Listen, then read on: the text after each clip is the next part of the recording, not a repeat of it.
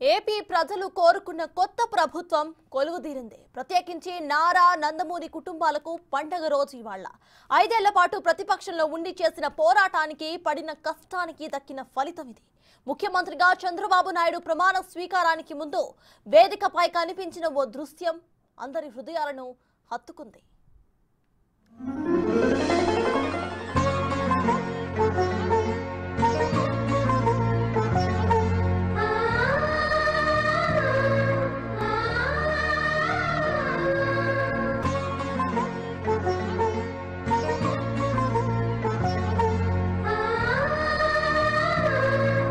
అన్న అమ్మలు సగం నాన్నలు సగమని ఊరకనే చెప్పలేదు. అది కొటేషన్ అని లైట్ తీసుకునేవాళ్లు ఉన్నప్పటికీ అదే నిజం. చంద్రబాబు ప్రమాణ స్వీకారం సందర్భంగా చోటు చేసుకున్న ఈ సన్నివేశం అన్న చెల్లెలి బాండింగ్ ను మరోసారి హైలైట్ చేసింది.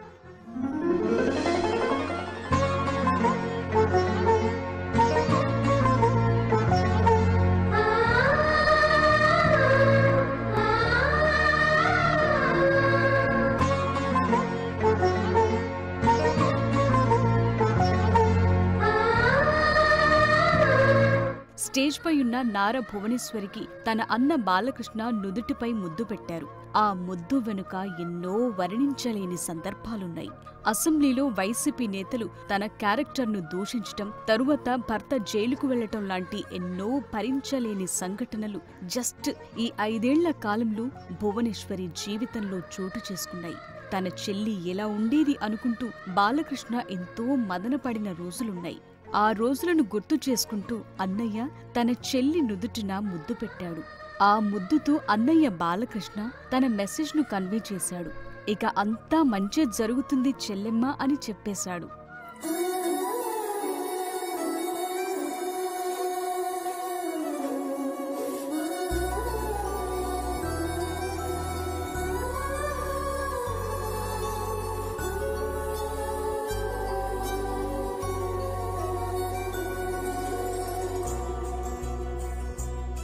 వాస్తవానికి చంద్రబాబు గెలుపు వెనుక అందరూ ఉన్నారు. అందులో నార భువనేశ్వరి కూడా కీ రోల్ ప్లే చేశారని చెప్పుకోవాలి. నిజం గెలవాలి పేరుతో యాత్రలు చేయటం, చంద్రబాబు జైల్లో ఉన్న సందర్భంలో పార్టీ మీటింగ్స్ అటెండ్ చేయటం, కార్యకర్తల కుటుంబాలకు ఆర్థికంగా సాయం చేయటం లాంటి ఎన్నో కార్యక్రమాలతో భువనేశ్వరి తన భర్త గెలుపునకు దోహదపడ్డారు.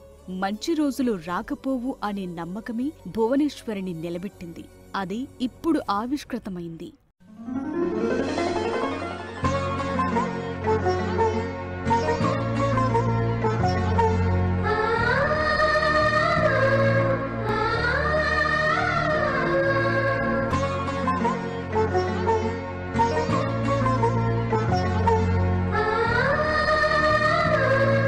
బాలకృష్ణ తనకు విషెస్ చెప్పిన క్షణాన భువనేశ్వరి కళ్లల్లో ఆనందం వర్ణనాతీతం.